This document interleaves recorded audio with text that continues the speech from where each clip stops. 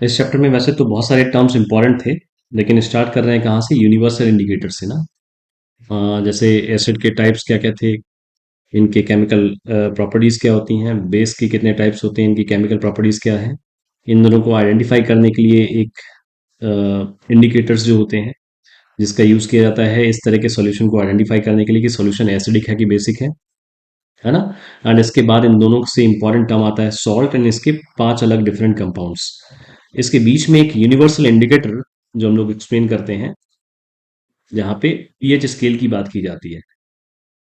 वैसे इंडिकेटर का मतलब क्या कि ऐसे सब्सटेंस जिसकी हेल्प से हम लोग एसिडिक या बेसिक सॉल्यूशन को आइडेंटिफाई करते हैं, वो कहलाते हैं क्या? इंडिकेटर कहलाते हैं। और इंडिकेटर को 3 तरीके से डिवाइड किया गया था। एक होता है नेचुरल, एक होता है सिंथेटिक,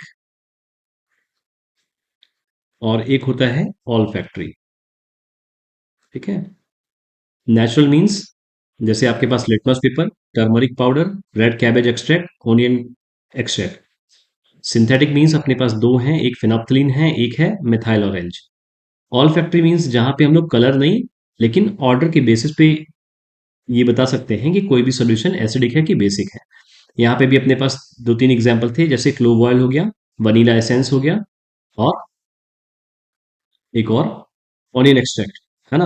वो ऑनियन एक्सट्रैक्ट नेचुरल में लाई नहीं कर रहा, कहाँ पे लाई कर रहा है? क्योंकि ऑनियन को वैसे तो नेचुरल ही है, लेकिन स्मेल की हेल्प से हम लोग आइडेंटिफाई करते हैं सॉल्यूशन को एसिडिक है बेसिक है, उसको किस में काउंट कर रहे हैं? ऑल फैक्ट्री में काउंट कर रहे हैं। इसलिए ऑनियन एक्सट्रैक्ट को ऑल फैक्ट्री में काउंट किया जाएगा, ना कि नेचुरल इंडिकेटर में काउंट किया जाएगा। अच्छा, इनके बाद एक इंडिकेटर होता है जिसे हम लोग यूनिवर्सल इंडिकेटर बोलते हैं, है ना। इसका क्या मतलब होता है कि it is a mixture of several indicator. It shows different colour at different concentration of H plus ion in the solution. H plus ion का मतलब होता है कि अगर कोई भी सॉल्यूशन जिसमें H प्लस आयन की क्वांटिटी इंक्रीज हो रही है, तो ये कह सकते हैं कि वो सॉल्यूशन कैसा है? एसिडिक सॉल्यूशन है। अगर हम लोग H प्लस के बजाय OH माइनस के बारे में स्टडी करते हैं, या OH माइनस के बारे में रिस्पॉन्सिबल किसी सॉल्यूशन को एक्सप्लेन करते हैं, तो उसे बोलते हैं क्या कि वो सॉल्यूशन जो है वो बेसिक सॉल्यूशन है ना। इनको एक्सप्लेन करने के लिए जो स्केल एक्सप्लेन की गई या इंडिकेटर एक्सप्लेन किया गया, उसको क्या कहा गया? यूनिवर्सल इंडिकेटर कहा गया, जिसमें कई सारे इंडिकेटर की हेल्प से एक स्केल या फिर एक ऐसे पेपर्स को रेडी कर लिया गया जिसमें डिफरेंट टाइप के कलर के कॉम्बिनेशंस थे, है ना। Scale for measuring H plus ion concentration in a solution, where P represent for प्रोटेन्स। प्रोटेन्स का मतलब पोटेंशियल या फिर पावर। पावर किसकी? हाइड्रोजन की, है ना। पावर ऑफ हाइड्रोजन आयन या H प्लस आयन, है ना। Germ word which means power ना। प्रोटेन्स का मतलब क्या? पावर या पोटेंशियल। और किसकी पोटेंशियल की बात की जा रही है? हाइड्रोजन की पोटेंशियल की बात की जा रही है। इस वजह से पूरे के पूरे स्केल का नाम एक क्या रख दिया गया? पीएच स्केल रख दिया गया। पीएच की वैल्यू एग्जैक्टली 7 है तो कैसा बताते हैं कि ये न्यूट्रल सॉल्यूशन है। अगर लेस देन 7 है तो कैसा बताते हैं कि सॉल्यूशन कैसा है? एसिडिक है। और मोर देन पीएच की वैल्यू अगर 7 से ज्यादा है तो बताते हैं क्या कि जो सॉल्यूशन है वो बेसिक है ना। अच्छा, इसके बाद जो कलर वाली बात कर रहे थे ना, उसको समझना जरा सर।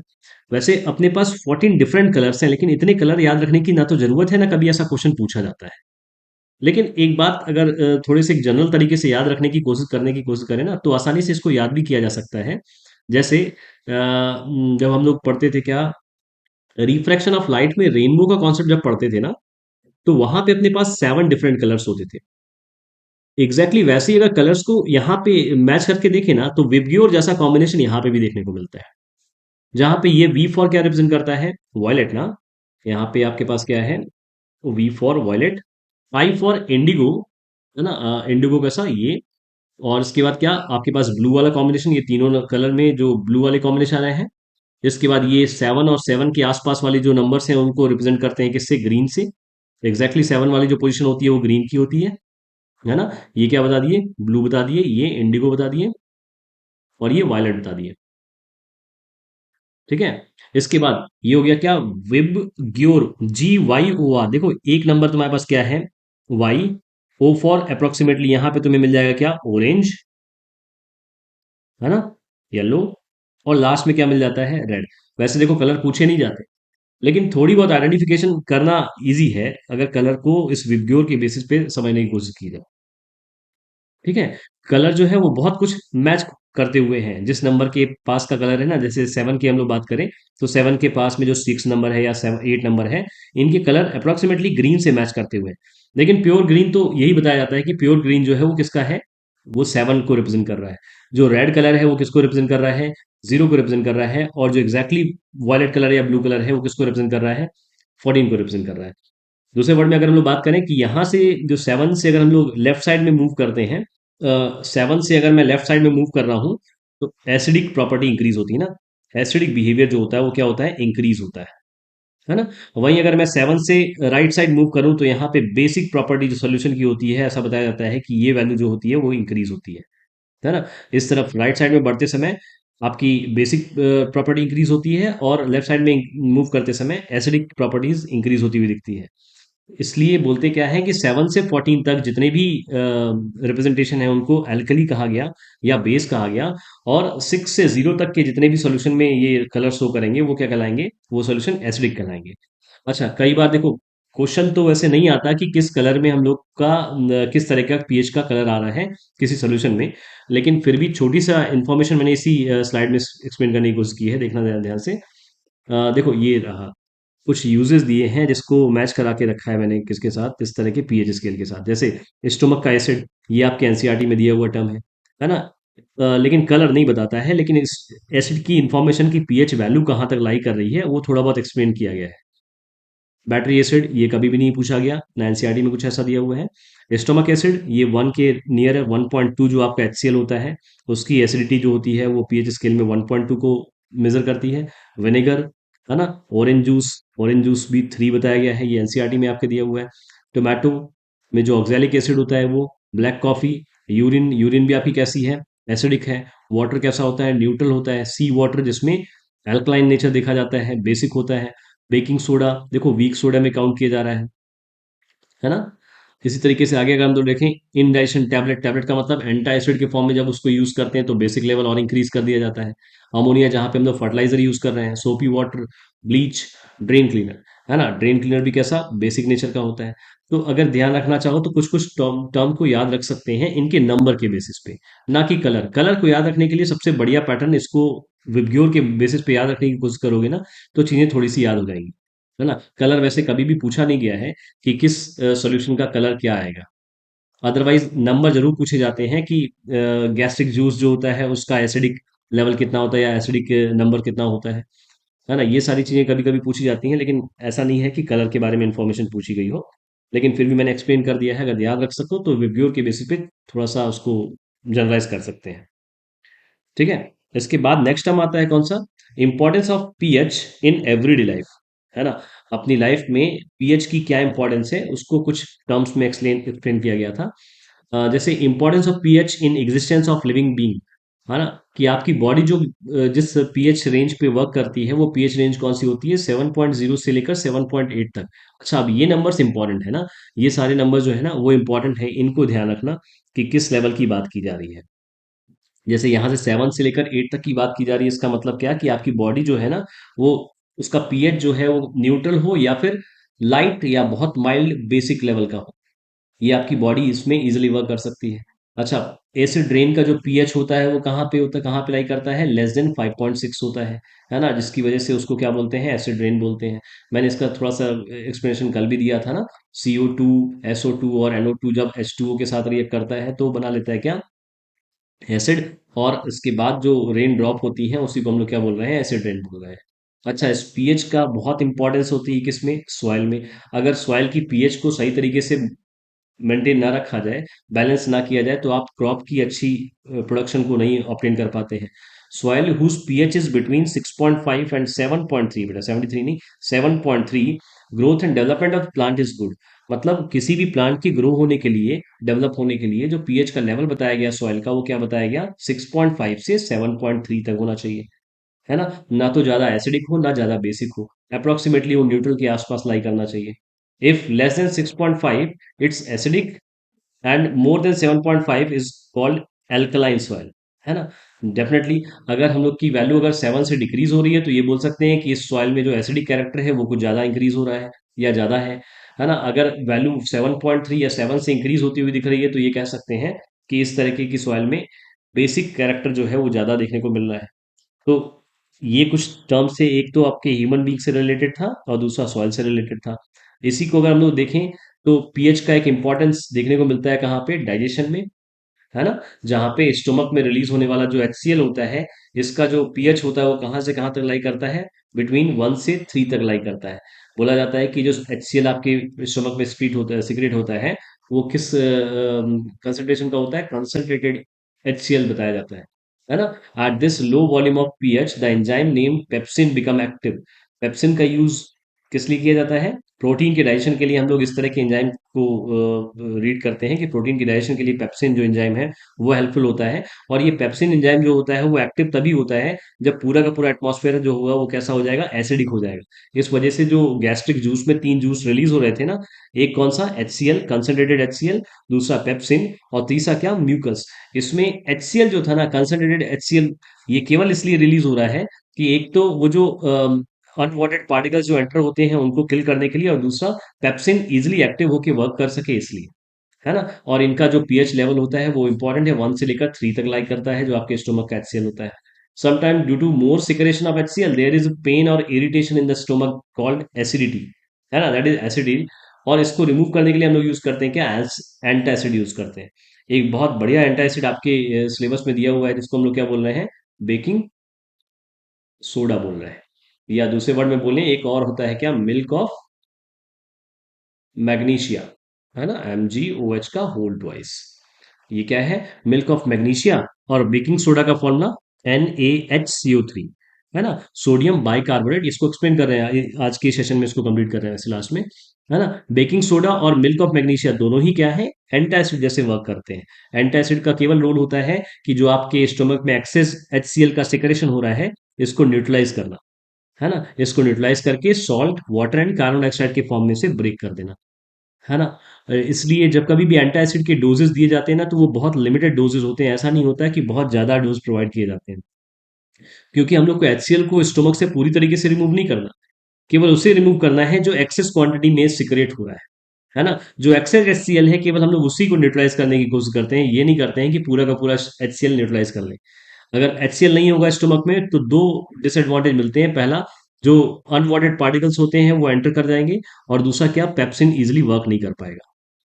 देन नेक्स्ट, एक और इंपॉर्टेंस देखते हैं पीएच का आपके टूथ के डिके में, जहां पे अगर माउथ का जो पीएच लेवल है वो डिक्रीज हो जाए, कहाँ तक, 5.5 से डिक्रीज हो जाए, तो ऐसे में जो आपका जो माउथ का जो बिहेवियर होता है वो एसिडिक जैसा हो जाता है। ऐसे केस में जो टूथ का एनिमल होता है, जो किससे बनता है, कैल्शियम फॉस्फेट से बनता है। फॉस्फेट की वैलेंसी कितनी होती है, 3 होती है बेटा, है ना। फॉस्फेट की वैलेंसी 3। अगर कैल्शियम की वैलेंसी कितनी है, 2 है, और फॉस्फेट की वैलेंसी 3 है, देन फॉर्मूला कैसा बनेगा, Ca3 एंड PO4 का होल ट्वाइस। ठीक है, ये क्या है, ये कैल्शियम फॉस्फेट है, जिस जो कंपाउंड लाई करता है किसमें, टूथ के एनिमल में, है ना। And is hardest substance in the body, और वो कैसा है, बॉडी का हार्डेस्ट सब्सटेंस है। The bacteria present in the mouth degrade the left over food particles and produce acid, है ना। इस एसिड का जो प्रोडक्शन हो रहा है वो किसकी वजह से हो पा रहा है, जो आपके फूड मटेरियल माउथ में रह जाते हैं और उसमें जो बैक्टीरिया का अटैक होता है, इस अटैक की वजह से जो एसिडिक बिहेवियर है वो इंक्रीज होने लगता है माउथ का। और अगर इंक्रीज का मतलब क्या, वैल्यू डिक्रीज होने लगती है, एसिडिक बिहेवियर इंक्रीज होता है। वैल्यू, पीएच की वैल्यू अगर डिक्रीज होते होते 5.5 से डिक्रीज हो जाए, 5.5 से डिक्रीज अगर हो रही है, तो ऐसे केस में बोलते हैं क्या, कि आपके टूथ के डिके की स्टार्टिंग होने वाली है। और ऐसे डिके से प्रोटेक्ट करने के लिए बताया जाता है क्या, कि आपको माइल्ड बेस या फिर माइल्ड टूथपेस्ट का यूज करना चाहिए, ताकि आप अपने माउथ के जो एसिडिक लेवल है उसको मेंटेन करके रख सकें। To protect tooth decay, toothpaste which are basic in nature are use to neutralize the excess acid, है ना। इसलिए जो सजेशन दिया जाता है कि मॉर्निंग में और नाइट में दोनों टाइम पे टूथ ब्रश करना चाहिए। रीजन केवल यही होता है कि जो आपका जो रिमेनिंग पार्ट्स हैं, जो फूड मटेरियल्स हैं जो माउथ में रह जाते हैं, उन पे अगर बैक्टीरिया का इफेक्ट होगा तो एसिडिक लेवल जो है वो डिक्रीज होने लगेगा। एसिडिक बिहेवियर इंक्रीज होने से टूथ का डिके स्टार्ट हो जाता है, इसके बाद कैविटी स्टार्ट होती है, और फिर वो धीरे धीरे टूथ पूरी तरीके से लॉस हो जाता है। इसको प्रिवेंट करने के लिए टूथपेस्ट बताया गया जिसमें बेसिक कैरेक्टर्स होता है, और वो बेसिक जब एसिड के साथ रिएक्ट करता है तो क्या करता है, उसे न्यूट्रलाइज कर देता है, और एसिडिक जो माउथ का एसिडिक लेवल होता है ना वो मेंटेन बना रहता है, बैलेंस बना रहता है। तो ये कुछ 3-4 पॉइंट्स थे जो एवरीडे लाइफ में पीएच के बारे में एक्सप्लेन किए गए हैं। ठीक है ना। ये जनरल से थ्योरी टर्म्स थे, बस इनमें जो इंपॉर्टेंट टर्म्स थे वो केवल ये इनकी नंबरिंग है कि किस पीएच की वैल्यू रिक्वायर्ड होती है उनके एप्लीकेशन के लिए, है ना। 2 डिके के लिए 5.5, एचसीएल के डाइजेशन में जो एचसीएल का पीएच होता है वो 1 से 3 तक। ऐसे ही सॉइल एंड ह्यूमन बींग किस उस पे लाई कर रहे हैं, है ना। उसके बाद मैंने पीएच के जो आपको डायग्राम ड्रॉ कराया था उसके ऊपर कुछ एग्जाम्पल दिए थे, तो उसमें भी कुछ एग्जाम्पल इंपॉर्टेंट है। एंड इसके बाद एनसीईआरटी में भी कुछ टर्म्स दिए हुए हैं, है ना। एनसीईआरटी में एक टेबल बनी हुई है जहाँ पे उनकी पीएच वैल्यू दी हुई है, जैसे ब्लड का पीएच कितना होता है ना, सी वाटर का पीएच कितना होता है। तो उन टर्म्स को भी याद कर लेना, क्योंकि एनसीईआरटी में दिया हुआ हर एक वर्ड ना, हर एक लेटर इंपॉर्टेंट है, तो उसे तो जितना आप याद कर सकें वो इंपॉर्टेंट। ठीक है, देन नेक्स्ट पार्ट समझते हैं सॉल्ट के बारे में। ठीक है, सॉल्ट का मतलब क्या।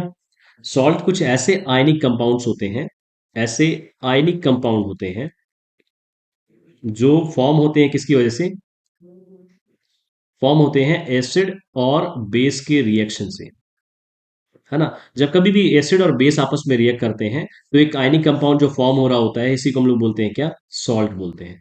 अच्छा, अब इसके बाद सॉल्ट को कुछ डिफरेंट तरीके से क्लासिफाई किया गया था, जिसमें से एक सॉल्ट कहलाता है एसिडिक सॉल्ट, एसिडिक सॉल्ट, दूसरा सॉल्ट कहलाता है basic salt, and third one is neutral salt. ठीक है, इसको कैसे समझते हैं उसको समझना। एसिडिक सॉल्ट तब मिलता है जब रिएक्शन हो किसका किसका, स्ट्रॉन्ग एसिड और प्लस वीक बेस का। ठीक है, वीक बेस और स्ट्रॉन्ग एसिड जब कभी भी आपस में रिएक्ट होते हैं तो रिजल्ट सॉल्ट के फॉर्म में मुझे क्या मिल रहा होता है, एसिडिक, है ना। अच्छा, जब कभी भी एसिड और बेस आपस में रिएक्ट होते हैं ना, तो रिजल्ट जो इस टाइप के जो रिएक्शन होते हैं उनको क्या बोलते हैं, न्यूट्रलाइजेशन रिएक्शन होते हैं ये। और H2O को जरूर रिलीज करते हैं, मैं यहाँ पे H2O को कंसीडर नहीं कर रहा, अदरवाइज अगर रिएक्शन होगा तो H2O जरूर रिलीज होता है। बस केवल सॉल्ट के बारे में एक्सप्रेशन दे रहे हैं यहाँ पे, है ना। जब कभी भी स्ट्रॉन्ग एसिड और वीक बेस आपस में रिएक्ट होते हैं तो जो एसिड होता है वो डोमिनेट करता है, और इसकी प्रॉपर्टी हम लोग को सॉल्ट में देखने को मिलती है, क्योंकि यहाँ पे एसिड स्ट्रॉन्ग था, इसलिए जो सॉल्ट सॉल्ट होगा वो कैसा होगा, एसिडिक सॉल्ट होगा। सेम टू सेम वैसा ही, अगर मेरे पास यहाँ पे वीक एसिड हो और साथ में रिएक्ट कर रहा हो एक स्ट्रॉन्ग बेस, तो ऐसे केस में बेस हो जाएगा क्या, डोमिनेट, और इसकी प्रॉपर्टी ही हम लोग को सॉल्ट में देखने को मिलती है। स्ट्रॉन्ग बेस है, इस वजह से स्ट्रॉन्ग का ये नेचर सॉल्ट में भी देखने को मिलता है, जिसको हम लोग क्या बोल रहे हैं, बेसिक सॉल्ट बोल रहे हैं।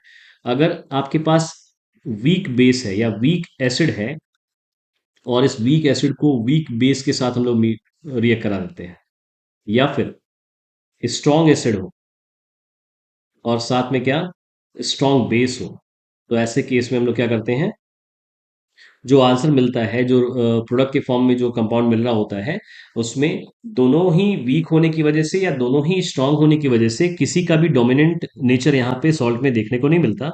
इस वजह से इस तरह के सॉल्ट को हम लोग क्या बोलते हैं, न्यूट्रल सॉल्ट बोलते हैं। ठीक है, बेटा एक वीक बेस का एग्जाम्पल बताओगे। Ammonium hydroxide, that is NH4OH, है ना, ये वीक बेस है। ठीक है, अच्छा एक स्ट्रॉन्ग सॉरी वीक एसिड का, कार्बोनिक एसिड का फॉर्मूला H2CO3। ठीक, इसके बाद जरा एक दो एग्जांपल समझना।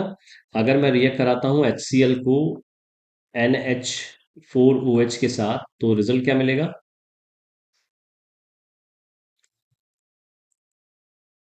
NH4Cl एंड साथ में क्या, H2O। ठीक है, HCl react with KOH, then KCl+H2O। एक चीज और देखना, यहाँ पे क्या, इस टेबल को फिल करके बता सकते हो यहाँ पे क्या आएगा एसिड, ये जो टेबल है ना, देखो नेम ऑफ सॉल्ट दिया हुआ है अमोनियम क्लोराइड, फॉर्मूला क्या है, NH4Cl। यहाँ पे इस सॉल्ट को ऑब्टेन करने के लिए अपने पास बेस जो है वो अमोनियम हाइड्रोक्साइड है, एसिड क्या होगा, HCl होगा। अगर सोडियम क्लोराइड हम लोग को मिल रहा है एज अ सॉल्ट, देन उसके केस में बेस क्या होगा, मैग्नीशियम नाइट्रेट, बेस क्या होना चाहिए, मैग्नीशियम हाइड्रोक्साइड का होल ट्वाइस। ठीक है, पोटेशियम सल्फेट,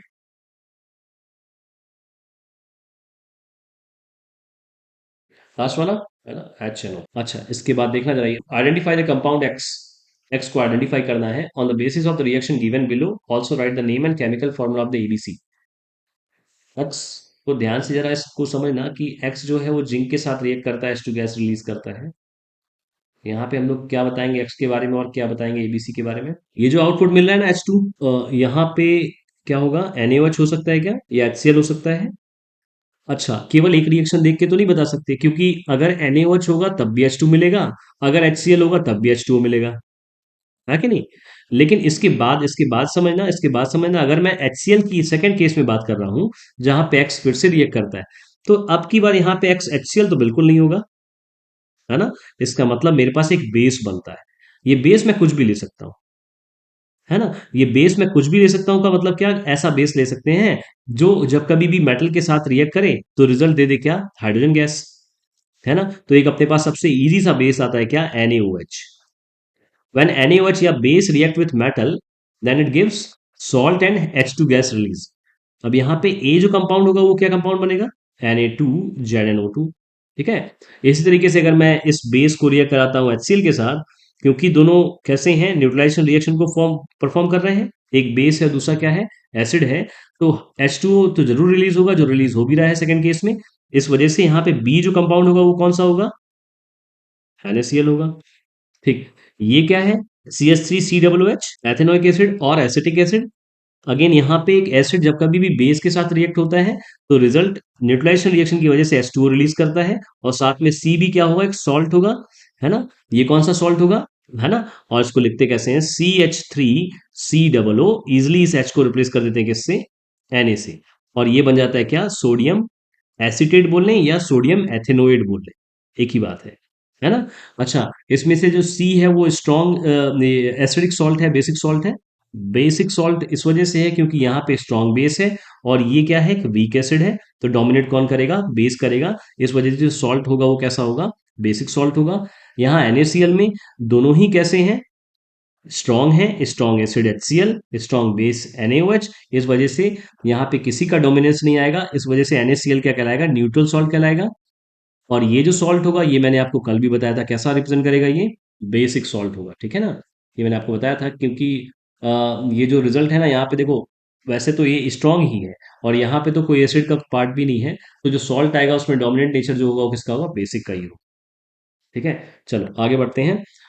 देखना, फैमिली ऑफ सॉल्ट के बारे में हम लोग बात करें ना, तो फैमिली ऑफ सॉल्ट का मतलब जो मैंने आपको बताया था कि एनायन के फॉर्म में Cl हो, या फिर इस तरह के जो भी कंपाउंड्स होते हैं वो सारे के सारे क्या कहलाते हैं, F हो, आपके पास NO3 हो, CO3 हो, HCO3 हो, NO3 हो, ठीक है, NO2 हो, है ना। इस तरह के सारे जो अगर एनायन के फॉर्म में किसी भी कंपाउंड में एग्जिस्ट करते हैं ना, तो ये सारे के सारे क्या कहला रहे हैं, सॉल्ट फैमिली कहला रहे हैं, सॉल्ट फैमिली कहला रहे हैं, कि उन्हें हम लोग सॉल्ट कहते हैं, है ना। अच्छा, इसके बाद सबसे इंपॉर्टेंट होता है क्या, chemicals from common salt. Common salt से रिलीज होने वाले बहुत सारे केमिकल्स हैं जिसकी स्टडी हम लोग इस चैप्टर में करते हैं। उन बहुत सारे में मेनली कौन से हैं, वो पांच ही हैं, है ना। सबसे पहला क्या होता है, सबसे पहला आपका कास्टिक सोडा, जैसे हम लोग कॉस्टिक सोडा बोलते हैं, है ना। कॉस्टिक सोडा का फॉर्मूला बताओगे क्या होगा, NaOH।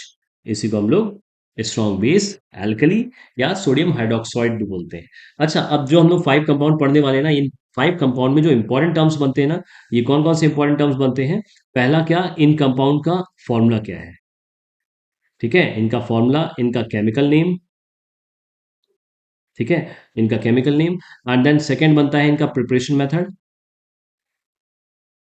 ठीक है, प्रिपरेशन कैसे की जाती है। और थर्ड इंपॉर्टेंट बनता है इनका क्या, यूजेस क्या क्या है, ठीक है। यही तीन टर्म्स मिलके ये पांच कंपाउंड अगर आपने कवर कर लिए, तो इतना सफिशियंट है इस टॉपिक को समझने के लिए, या इस पे बेस्ड क्वेश्चन जो आ रहे हैं उनको कंप्लीट करने के लिए।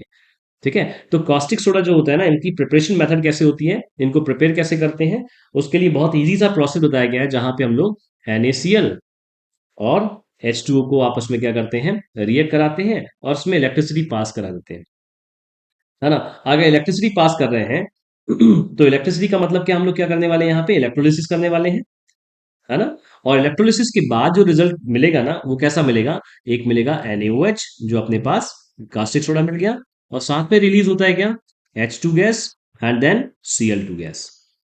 ये पूरा का पूरा जो प्रोसेस है ना, इसका एक नाम दे दिया गया है, इसको बोलते हैं क्या, क्लोर एल्कली प्रोसेस, है ना। और ये नाम देने का कारण भी है कि यहाँ पे जो आपको मिल रहा होता है ये क्या होता है, एक एल्कली होता है, एल्कली का मतलब ऐसे सब्सटेंस जो एक्वस सॉल्यूशन में टोटली क्या हो जाते हैं, डिसॉल्व हो जाते हैं, है ना, या आयोनाइज हो जाते हैं। एक एल्कली ये, और दूसरा क्या, ये क्लोरीन गैस। क्लोरीन गैस और एल्कली होने की वजह से इस पूरे प्रोसेस को क्या बोल दिए, क्लोर एल्कली प्रोसेस बोल दिए। कई बार यही पूछ लिया जाता है कि explain the term chlor alkali process, तो उसमें हम लोग को फॉर्मेशन ऑफ कास्टिक सोडा का ये रिएक्शन एक्सप्लेन करके देना होता है। ठीक है। अच्छा, बैलेंसिंग आप कर ही लोगे, उसमें कोई दिक्कत नहीं है। यहाँ पे इंपॉर्टेंट और क्या बनता है कि जो NaOH होता है ना बेटा, ध्यान अगर हो, मैंने कल शायद आपको बताया था ना कि अगर एक बीकर में मैंने NaCl और H2O को मिक्स कर दिया है ना, तो जो इलेक्ट्रोड मैंने कनेक्ट कर दिया है किससे, पॉजिटिव टर्मिनल से, उसको हम लोग क्या बोलेंगे, एनोड, और जो नेगेटिव से कनेक्टेड इलेक्ट्रोड है उसे हम लोग क्या बोलेंगे, कैथोड बोलेंगे। ठीक है। ये NaOH जो होगा ना वो किस तरफ दिखेगा आपको, हमेशा NaOH किधर दिखेगा, कैथोड की तरफ। कैथोड का मतलब क्या, ये ये क्या है आपका, कैथोड है, और ये क्या है आपका, एनोड है। ठीक है। कैथोड की तरफ जो आपको मिल रहा होगा वही क्या होगा, एल्कली होगा। Cl2 गैस जो रिलीज होगी वो कहां से रिलीज होगी, एनोड से रिलीज होगी। ठीक है। एनोड से रिलीज होने वाली जो गैस होगी वो कौन सी होगी, Cl2, और हाइड्रोजन कहां से रिलीज होगा, कैथोड से रिलीज होगा। मतलब सिंपल सा वही टर्म है कि जिसकी जैसी पोलैरिटी, पोलैरिटी मीन्स जिसका जैसा चार्ज, वो उसके अपोजिट चार्ज की तरफ अट्रैक्ट हो जाएगा। अगर मेरे पास यहाँ पे H प्लस आयन है तो वो अट्रैक्ट किधर होगा, क्योंकि ये नेगेटिव आयन है, तो किधर अट्रैक्ट होगा, नेगेटिव की तरफ, कैथोड की तरफ। किधर अट्रैक्ट होगा, क्योंकि Cl मेरे पास नेगेटिव है, एक एनायन है, तो वो किस तरफ अट्रैक्ट होगा, पॉजिटिव की तरफ। वो इस रॉड के थ्रू रिलीज हो जाएगा गैस के फॉर्म में, और H2 जो गैस होगी वो इस कैथोड के थ्रू रिलीज हो जाएगी। एंड देन NaOH जो ऑप्टेन होगा ना वो कहाँ पे होगा ऑप्टेन, इस कैथोड पे ही इसका डिपोजिशन हो जाता है। इस कैथोड पे ही इसका डिपोजिशन हो जाता है, और हम लोग ऑप्टेन कर लेते हैं क्या, कास्टिक सोडा को ऑप्टेन कर लेते हैं। ठीक है। तो ये तो है इसका क्या, प्रिपरेशन मेथड। अच्छा, अब इसमें तीन डिफरेंट जो प्रोडक्ट मिलते हैं ना, इनके यूजेस और इंपॉर्टेंट बन जाते हैं। NaOH का यूज क्या होता है, H2 का यूज क्या होता है ना, और ये Cl2 का यूज क्या होता है। अगर हम लोग बात करें NaOH की यूज की, तो NaOH का यूज कहाँ पे करते हैं, या कास्टिक सोडा का यूज कहाँ पे करते हैं, सोप मेकिंग में करते हैं। जो सैपोनिफिकेशन प्रोसेस था ना, जहाँ पे हम लोग एस्टर और कास्टिक सोडा को आपस में रिएक्ट करा रहे थे, वो एक यूज था, बोल सकते हैं क्या, making of soap and detergent, soap and detergent. अच्छा, एक और यूज बताएं, देखो तीन यूज तो कम से कम याद कर ही लो। It is use in paper manufacturer, है ना, पेपर इंडस्ट्री। और एक यूज होता है oil refinery, oil refining process, paper industry, और making of soap and detergent में हम लोग कास्टिक सोडा का यूज करते हैं। H2 का तो बहुत इजी यूज है। H2 का यूज कहाँ पे करते हैं, एक तो अमोनिया बनाने में, अमोनिया जो फर्टिलाइजर जैसा यूज किया जाने वाला है ना। और एक इसका यूज किया जाता है कहाँ पे, HCl क्रिएट करने में।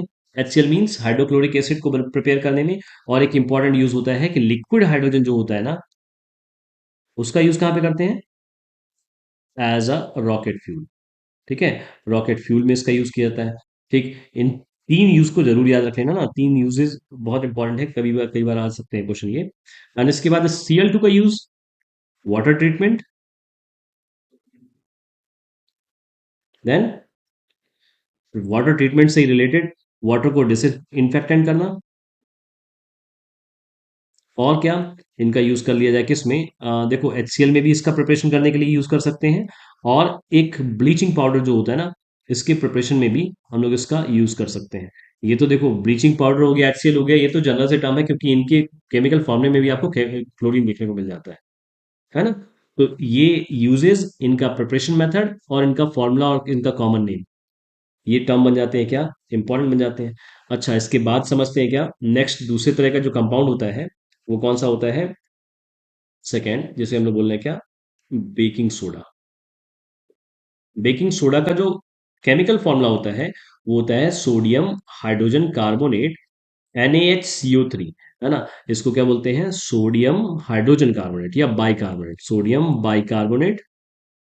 और या फिर बाई की जगह पे हाइड्रोजन लगा दे, एक ही बात होती है। देन इसके बाद इसके प्रिपरेशन में क्या करते हैं हम लोग, ब्राइन सोल्यूशन का रिएक्शन देते हैं किसके साथ, NaCl, देन H2O, एंड साथ में क्या, NH3, एंड देन CO2। इसका जब आपस में रिएक्शन कराते हैं तो एक इंपॉर्टेंट कंपाउंड मिलता है जिसे हम लोग बोल रहे हैं क्या, NaHCO3। बेकिंग सोडा, और साथ में NH4Cl, इसका नाम क्या, इसको बोलते हैं हम लोग अमोनियम क्लोराइड बोलते हैं। ठीक है, इसे अमोनियम क्लोराइड बोलते हैं, और ये आपका क्या है, बेकिंग सोडा है। बेकिंग सोडा है। इसका अगर नेचर की बात करी जाए ना, देखो इसका नेचर कैसा होगा, ये किस तरीके का सॉल्ट होगा, बेसिक सॉल्ट होगा, है ना। ये क्लियर है कि ये बेसिक सॉल्ट है। उसका रीजन क्या, कि जब ये सॉल्ट बना होगा ना, तो किसका किसके रिएक्शन से बना होगा, एक तो बना होगा H2CO3, that is weak acid, और एक बना होगा NaOH, that is strong base. तो यहाँ पे जो डोमिनेट करेगा वो कौन करेगा, बेस करेगा, जिसकी वजह से सॉल्ट को क्या बोलेंगे, बेसिक सॉल्ट बोलेंगे, है ना। तो ये इंपॉर्टेंट इसका प्रिपरेशन मेथड बन जाता है। अच्छा, इसकी कुछ खास प्रॉपर्टी होती है, जैसे baking soda and baking powder, ये दो इंपॉर्टेंट टर्म होते हैं, है ना। और इस NaOH का एक जगह पे यूज करते हैं हम लोग, जिसे बोल रहे हैं क्या, एज एन एंटा एसिड, जो मैंने इससे पहले ही बताया, है ना। एज एन एंटा एसिड में जब कभी भी इस तरह के सॉल्ट का यूज करते हैं, तो एक रिएक्शन पूछा जाता है कि explain the antacid chemical reaction, जिसमें हम लोग HCl का रिएक्शन देखते हैं किसके साथ, इस NaHCO3 के साथ, है ना। NaHCO3 के साथ क्या आएगा इसका रिएक्शन, NaCl प्लस H2O। ठीक है, when acid react with metal bicarbonate और मेटल कार्बोनेट, तो रिजल्ट मिलता है क्या, एक सॉल्ट, एक वाटर और एक CO2। ठीक है, ये चीज हम लोग को ध्यान रखनी है, जब हम लोग एसिड के केमिकल रिएक्शन, केमिकल प्रॉपर्टीज को पढ़ रहे थे, तो वहां पे ये सारे के सारे टर्म्स दिए हुए हैं, है ना, कि what happen when acid react with metal carbonate और मेटल बाइकार्बोनेट, दोनों के केस में H2O और CO2 रिलीज होता है, तो यहाँ पे भी CO2 रिलीज होगा, और इसी के बाद टेस्टिंग ऑफ CO2 भी था, मैंने आपको बता दिया है। ठीक है, तो एक टर्म तो यहाँ पे ये बन जाता है। एक दूसरा टर्म होता है कि बेकिंग सोडा का यूज करके हम लोग इसको कन्वर्ट कर पाते हैं किसके फॉर्म में, बेकिंग पाउडर के फॉर्म में। किसके फॉर्म में, बेकिंग पाउडर के फॉर्म में। Baking soda and baking powder दोनों अलग अलग कंपाउंड है ना, और दोनों का अपना अलग अलग यूजेस भी है। ठीक है, बेकिंग पाउडर का क्या यूज होता है, कुकिंग में यूज करते हैं। अच्छा चलो कोई बात नहीं, मैं इसको बता रहा हूँ। बेकिंग पाउडर का मतलब क्या, कि हम लोग देखो एक ऐसा सब्सटेंस है जिससे कि जो केक हो या ब्रेड हो, है ना, या फिर इस तरह के सब्सटेंस जिसको मुझे फ्लफी करने की जरूरत पड़ रही है, सॉफ्ट बनाने की जरूरत पड़ रही है, तो ऐसे केस में हम लोग यूज करते हैं किसका, बेकिंग पाउडर का, है ना। अगर मुझे किसी भी सब्सटेंस को कैसा बनाना है, फ्लफी बनाना है, सॉफ्ट बनाना है, स्पंजी बनाना है, तो ऐसे केस में मुझे यूज करना जो सब्सटेंस है वो क्या है, बेकिंग पाउडर है। और अगर मुझे किसी भी फूड मटेरियल को क्रिस्पी बनाना है, कैसा बनाना है, क्रिस्पी बनाना है, तो ऐसे केस में जो सब्सटेंस का जिसका यूज करेंगे उसको क्या बोलते हैं, बेकिंग सोडा बोलते हैं। दोनों अलग अलग हैं, और दोनों के अपने अलग अलग यूजेस हैं। ऐसा नहीं है कि मैं कहीं पे भी कोई भी सब्सटेंस यूज कर लूं। जैसे केक मुझे बनाना है ना, अगर केक बनाते समय मैंने बेकिंग सोडा का यूज कर लिया, तो वो केक ना तो फ्लफी होगा और ना टेस्टी होगा। टेस्टी इस वजह से नहीं होगा क्योंकि इसका जो टेस्ट आएगा वो कैसा आएगा, बिटर इन टेस्ट होने लगेगा। बिटर का मतलब क्या, बेस की होने की वजह से इसका जो कड़वापन है वो हम लोग को उस केक में फील होगा। अच्छा, अगर मुझे कोई जैसे पकोड़े वगैरह बनाना है, तो उसमें हम लोग जो यूज करते हैं ना, वो बेकिंग सोडा यूज करते हैं उससे क्रिस्पी बनाने के लिए। ये वाला जो टर्म है ना, ये आपके एनसीईआरटी में भी दिया हुआ है। ठीक है, तो ये जो क्रिस्पी बनाने के लिए जिस सब्सटेंस का यूज कर रहे हैं, वो कौन सा सब्सटेंस है, बेकिंग सोडा है। और जहां पे कहीं पे भी हम लोग उसको स्पॉन्जी बनाने की कोशिश कर रहे हैं, फ्लफी बनाने की कोशिश कर रहे हैं, तो वो जो सब्सटेंस है वो क्या है, बेकिंग पाउडर है। अच्छा, बेकिंग सोडा से ही हम लोग बेकिंग पाउडर को ऑब्टेन कर लेते हैं। ऐसा करने के लिए करना क्या होता है, उसको समझना जरा। देखो, बेकिंग सोडा लेते हैं, वीक एसिड को यूज करते हैं, है ना, वीक एसिड। और या फिर कई बार हम लोग बोलते हैं क्या, यहाँ पे जो एसिड वीक के फॉर्म में यूज करते हैं उसको नाम नाम देते हैं क्या, टार्ट्रिक एसिड। टार्ट्रिक एसिड का सोर्स होता है क्या, टैमारिंड। टैमारिंड मीन्स इमली। ठीक है, इमली, इमली से जो एसिड रिलीज हो रहा है, वो एसिड को हम लोग क्या बोल रहे हैं, टार्ट्रिक एसिड बोल रहे हैं। और अगर बेकिंग सोडा को रिएक्ट कराते हैं किसके साथ, इस तरह के टार्ट्रिक एसिड के साथ, तब ये रिलीज करता है क्या, CO2 gas, H2O and sodium salt, है ना, सोडियम सॉल्ट ऑफ एसिड। ठीक है, ये रिलीज कर रहा है। यहाँ इंपॉर्टेंट जो बनता है ना, वो इंपॉर्टेंट बनता है क्या, ये CO2। CO2 होने की वजह से ही ना, जो फूड मटेरियल जो आपका स्पॉन्जी हो रहा है, वो CO2 की वजह से हो रहा है। ठीक है, जब कभी भी उस फूड मटेरियल के जो इंग्रेडिएंट्स होते हैं उसमें इस तरह के प्रोडक्ट को हम लोग ऐड करते हैं, तो जो CO2 रिलीज हो रही होती है ना, उसी के साथ वो फूड पार्टिकल्स क्या हो जाते हैं, स्पॉन्जी हो जाते हैं, है ना। अच्छा, इसका एग्जांपल अगर छोटा सा बताना चाहें, तो इनो का सैशे आपने कभी यूज किया हो, है ना। इनो को जैसे ही हम लोग वाटर में ऐड करते हैं ना, तो बहुत ह्यूज अमाउंट की गैस रिलीज होती है। वो CO2 गैस ही होती है। और जैसे ही हम लोग उसको ड्रिंक करते हैं, तो वो फील भी आता है कि वो रिटर्न जो CO2 गैस आ रही है। कुछ वैसा ही सेम टू सेम रिएक्शन देखने को मिलता है कहाँ पे, फूड मटेरियल के साथ भी। जब हम लोग बेकिंग पाउडर को किसी भी फूड मटेरियल को स्पॉन्जी बनाने के लिए यूज कर रहे हैं, तो वहां पे इंपॉर्टेंस होती है क्या, CO2 गैस की। अच्छा, एक चीज और समझना है यहाँ पे, अगर मैंने उस फूड मटेरियल में बेकिंग पाउडर को मिक्स कर दिया है एंड उसको एज इट इज छोड़ दिया है ना, इसके बाद अगर मैंने उससे कोई भी प्रोडक्ट बनाया तो वो स्पॉन्जी नहीं होगा। उसका रीजन कि जितनी भी कार्बन डाइऑक्साइड गैस रिलीज होनी थी ना, वो टोटली रिलीज हो जाती है उस पूरे के पूरे इंग्रेडिएंट से। तो जो रिस्पॉन्सिबल था उससे स्पॉन्जी बनाने के लिए, वो अब आपके उस इंग्रेडिएंट में एग्जिस्ट नहीं करता है। तो जब कभी भी मुझे उस सारे के सारे के मटेरियल को यूज करना होता है, तो सडनली यूज करना होता है, ताकि ये CO2 की वजह से वो प्रोडक्ट कैसा हो जाए, स्पॉन्जी हो जाए। ठीक है। तो ये दो इंपॉर्टेंट इसके क्या थे, प्रॉपर्टीज थे। अच्छा, इसके यूजेस क्या होते हैं, बेकिंग सोडा की यूज, ये यूज के फॉर्म में भी यहाँ पे बताए जा सकते हैं। ठीक है, एज एन एंटासिड, या फिर formation of baking powder, fire extinguisher. ठीक है, फायर एक्सटिंग्विशर के जो अंदर का जो मटेरियल होता है ना, उसमें भी इसका यूज किया जाता है। अच्छा, नेक्स्ट देखते हैं, दैट इज वॉशिंग पाउडर, है ना, वॉशिंग पाउडर। इसका फॉर्मूला क्या होता है, Na2CO3 डॉट 10H2। अगर केमिकल नेम की बात की जाए तो इसको क्या बोलते हैं, इसको बोलते हैं सोडियम कार्बोनेट डेकाहाइड्रेट।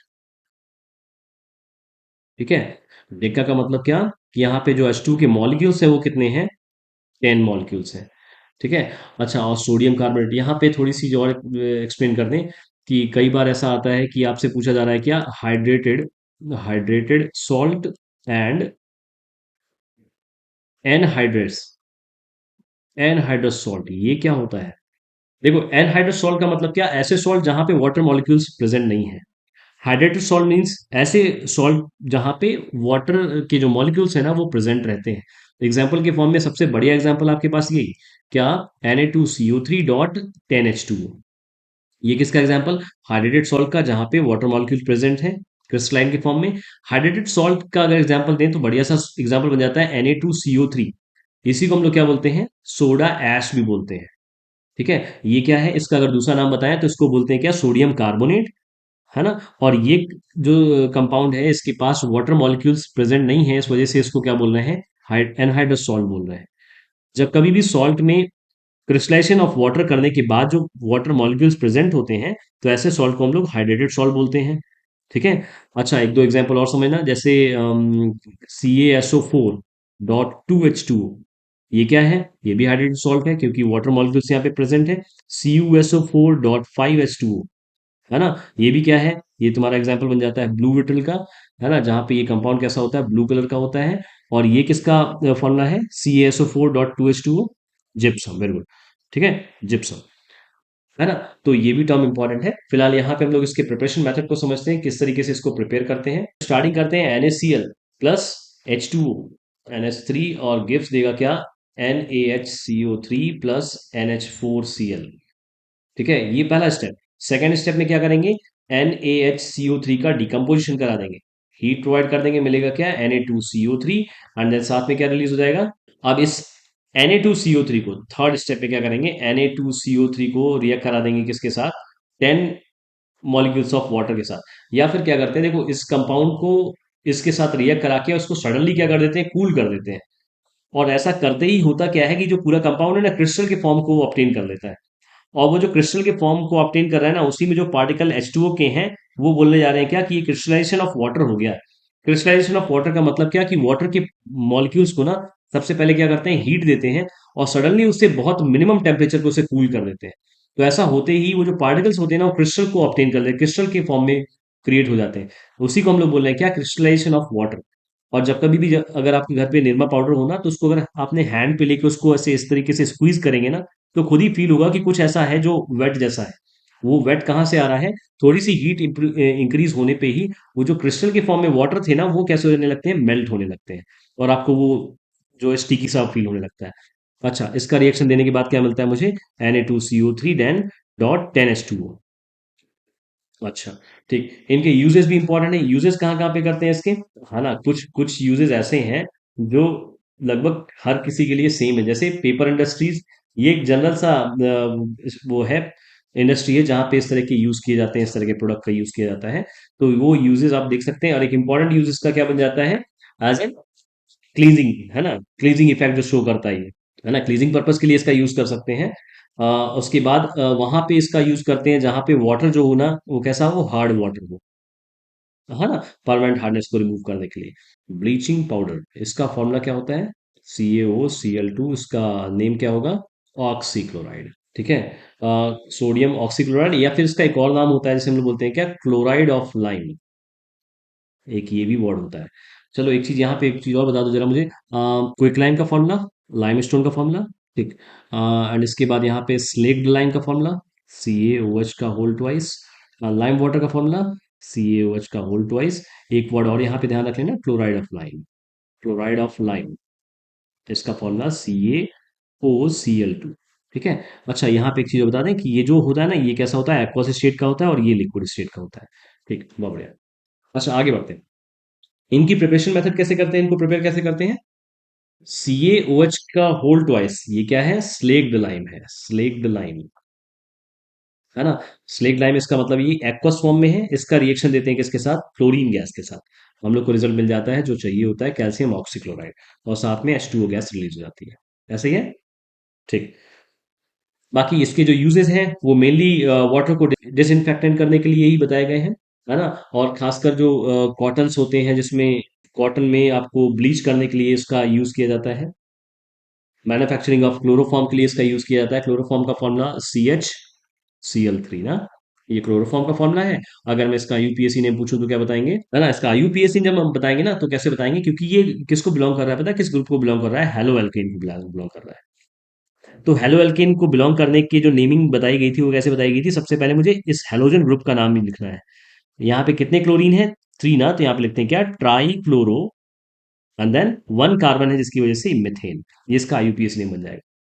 ठीक है। अदरवाइज कॉमन नेम इसका क्लोरोफॉर्म, और दूसरे वर्ड में बोले तो ये बोल सकते हैं क्या, कि एक कार्बन है जिसकी वजह से मेथिल ट्राइक्लोराइड, इस तरीके से इसको यहाँ पे एक्सप्लेन कर सकते हैं। चलो, देन नेक्स्ट एक और कंपाउंड बचता है, वो कौन सा होता है, प्लास्टर ऑफ पेरिस।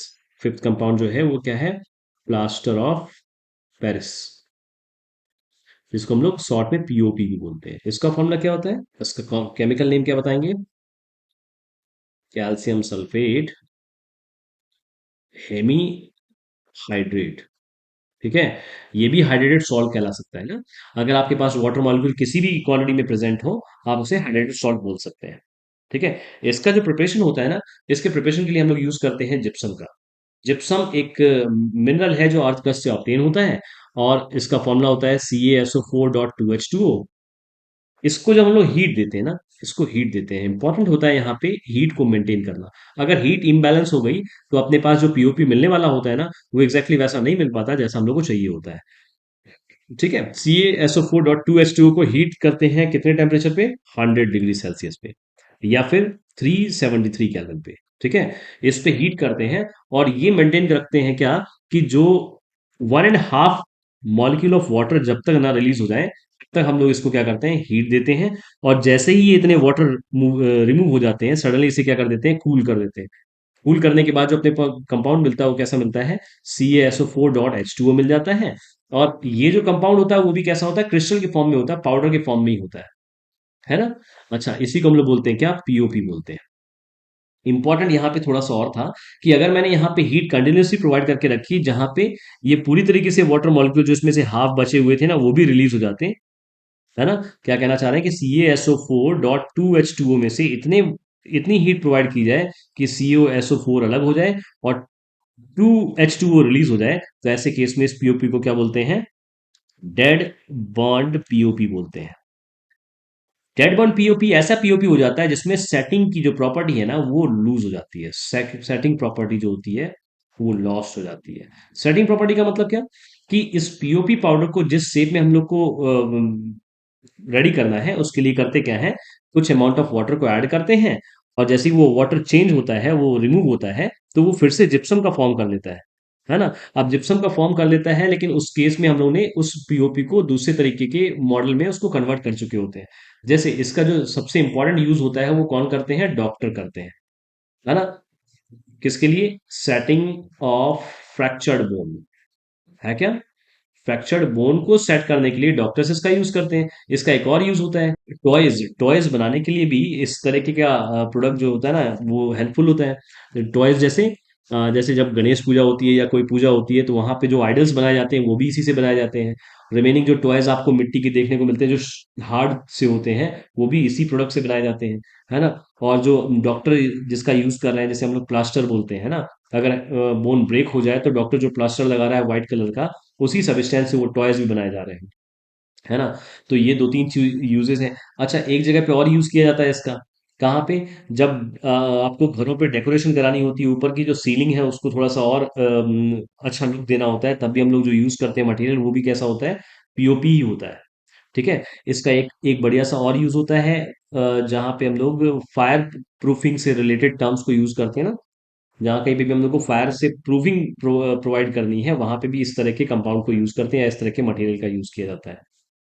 ठीक है। तो यहाँ पे एक इम्पॉर्टेंट टर्म ये था कि जिप्सम को इतने ही टेम्परेचर पे हमें हीट करना है ताकि जो रिक्वायर्ड सब्सटेंस है वो हम लोग को मिल जाए।